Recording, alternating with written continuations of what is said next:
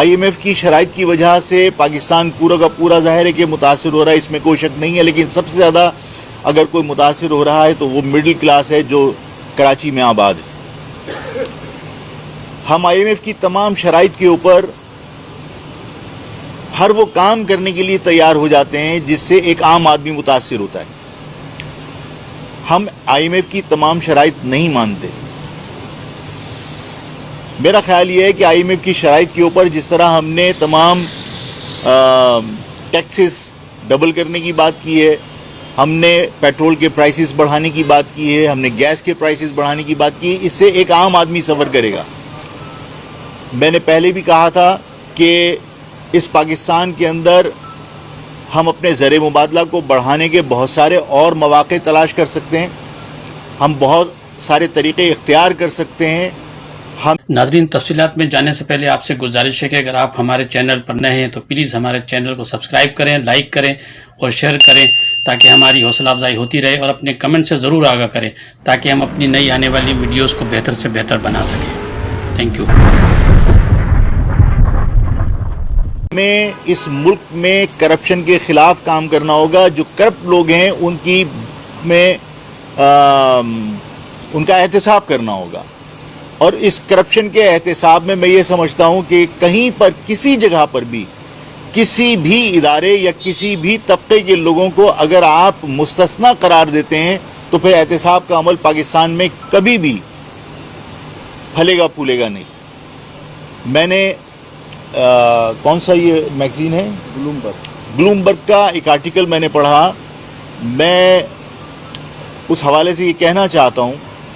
کہ IMF نے پہلے بھی شرائط لگائی تھیں، ان کو بھی اس بات کا احساس ہوگا کہ عام آدمی کے خلاف ہم ٹیکسز لگا دیتے ہیں، عام آدمی کو سفر کرنا پڑتا ہے جو پرائز ہائیک ہے اس کی وجہ سے، کہ آپ پیٹرول کی قیمت بڑھا دیتے ہیں، گیس کی قیمت بڑھا دیتے ہیں۔ انہوں نے اس بات کے اوپر یہ شرط رکھی تھی پچھلی مرتبہ بھی کہ جو گورنمنٹ آفیسرز ہیں وہ اپنے اثاثے شو کریں، اور ابھی بھی یہی شرط ہے۔ سوال یہ پیدا ہوتا ہے کہ جب عوام کے منتخب نمائندے اپنے ایسٹس ڈکلیئر کرنے کے پابند ہیں تو پھر باقی ادارے کیوں نہیں؟ اس بلومبرگ کی رپورٹ کے اندر لکھا ہوا ہے کہ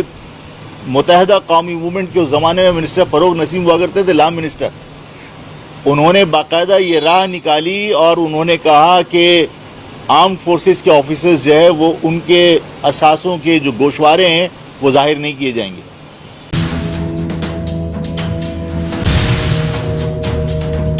میں یہ سمجھتا ہوں کہ جو لوگ بھی اس ملک میں، چاہے وہ عدلیہ ہو، چاہے وہ آرم فورسز کے آفیسرز ہوں، چاہے وہ پولیٹیشنز ہوں، جو لوگ کرپشن میں ملوث نہیں ہیں، میرا خیال ہے کسی کو بھی اپنے اثاثے چھپانے میں کوئی ضرورت ان کو نہیں۔ اور آرم فورسز کے آفیسرز اگر اپنے گوشوارے شو کریں گے تو اس سے ان کے وقار میں اضافہ ہوگا، لوگوں کے اعتماد میں اضافہ ہوگا، احتساب کا عمل تقویت پکڑے گا۔ اگر ہم کسی ایک شخص کو بھی عام شہری سے الگ ان کے لیے کوئی قوانین بناتے ہیں تو ظاہر ہے کہ پھر احتساب کے عمل کو آپ پروان نہیں چڑھا سکتے، اور اس ملک کے اندر اگر ہم احتساب کے عمل کو پروان چڑھا لیں، کرپشن کو ختم کر دیں، تو میرا اپنا ماننا یہ ہے کہ آپ کو اس 1.5 ارب کے لیے IMF کی خوش آمدید نہ کرنی پڑے۔ آج آپ نے رائس کارپوریشن ختم کر دی کرپشن کی وجہ سے، اگر رائس کارپوریشن آپ کی قائم رہتی تو جو چاول یہاں سے اسمگل ہو رہا ہے وہ رائس کارپوریشن کے تھرو اگر ایکسپورٹ ہوتا تو ڈالر بے پناہ آپ کے یہاں آتا۔ آپ نے کاٹن کارپوریشن جو ہے وہ ختم کر دی، اگر وہ آپ کے پاس ہوتی، اور اگر آپ کاٹن کراپ آپ جو پیدا کر رہے ہیں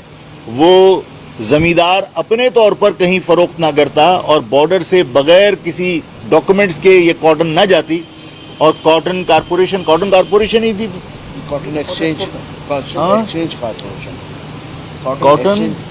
کاٹن ایکسچینج کارپوریشن اگر یہ موجود ہوتی اور ساری کاٹن وہ خرید کر فروخت کرتی تو آپ کے پاس ڈالر کی شکل میں پیسے آتے۔ پوری دنیا کے اندر میں ابھی عمرے پہ تھا،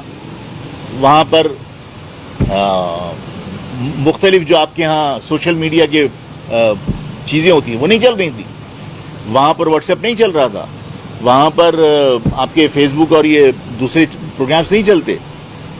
اس لیے کہ وہاں انہوں نے اس ٹیلی کمیونیکیشن کے اوپر اپنا کنٹرول رکھا ہوا ہے, اس لیے کہ وہاں سے پیسہ جنریٹ کرتے ہیں. آپ کے ہاں فیس بک ایک کاروباری سبجیکٹ ہے اور لوگ اس سے پیسہ کماتے ہیں, لیکن پاکستان 1 روپے کا ٹیکس نہیں لیتا. اگر ہم ان اداروں کے اوپر پابندی لگائیں اور ان اداروں کے اوپر اگر ہم ٹیکس لگائیں تو ہم بے پناہ ڈالر فورن ایکسچینج کے یہاں جمع کر سکتے ہیں. اسی طرح اور بہت سارے کاروبار ہیں جنہیں ہم نے اپنے ہاتھوں سے تباہ کیا ہے. آپ کے ٹرانسپورٹ کارپوریشن آپ نے اپنے ہاتھ سے تباہ کی ہے. ہم اگر اپنی ان کارپوریشنز کو دوبارہ ریوائیو کر لیں تو ہم بہت ساری جو ہمارے ہاں سے ڈالر ڈرین آؤٹ ہو رہا ہے اس کو روک سکتے ہیں. آپ کے ہاں بارڈر کے اوپر ظاہر ہے کہ ہم اور آپ تو ڈیوٹی نہیں کر رہے, لیکن بارڈر کے اوپر 50 لاکھ ڈالر یومیہ, یہ بھی بلومبرگ کی رپورٹ ہے اور ظاہر ہے کہ ایک ویل ریپیوٹیڈ میگزین ہے کہ 50 لاکھ ڈالر یومیہ افغانستان ٹرانسفر ہوتا ہے یہاں سے. ہم لوگوں سے ڈالر کی بھیک مانگ رہے ہیں اور ہم اپنے ملک سے ڈالر جو پڑوس ملک میں جا رہا ہے اس کو نہیں روک پا رہے. یہ ہمارے سسٹم کا فیلئر ہے. اس پاکستان کے لوگوں نے اس پاکستان کے لیے بے پناہ قربانیاں دی ہیں, بے پناہ پاکستان کے لیے انہوں نے پیسہ دیا ٹیکس کی مد میں, لیکن اس سسٹم نے اس پیسے کو برباد کیا ہے. اس سسٹم کا درست ہونا ضروری ہے. اس سسٹم کے درست ہونے کے لیے میرا ماننا یہ ہے, میری درخواست یہ ہے ادب کے ساتھ کہ جوڈیشری بھی اور آرم فورسز کے لوگ بھی اپنے اثاثے ڈکلیئر کریں بلا خوف, تاکہ لوگوں کے اندر اعتماد پیدا ہو, لوگوں میں ان اداروں کا وقار بڑھے اور یہ ادارے اس ملک میں احتساب کے لیے معاون کردار ادا کر سکیں. جب ہم کسی ادارے کو, کسی فرد کو احتساب سے مبرہ قرار دیتے ہیں, ان کی چیزیں ڈکلیئر کرنے کی بجائے پوشیدہ رکھنے کی کوشش کرتے ہیں, تو شک و شبہات پیدا ہوتے ہیں. تو میری درخواست یہ ہے کہ فروغ نسیم صاحب نے کیوں ایسا کیا مجھے نہیں معلوم, لیکن میری خواہش یہ ہے اور میری درخواست یہ ہے کہ عدلیہ اور آرم فورسز کے لوگ بھی اپنے گوشوارے پبلک کریں تاکہ لوگوں میں ان کا وقار بلند ہو اور لوگوں کے اندر اعتماد پیدا ہو.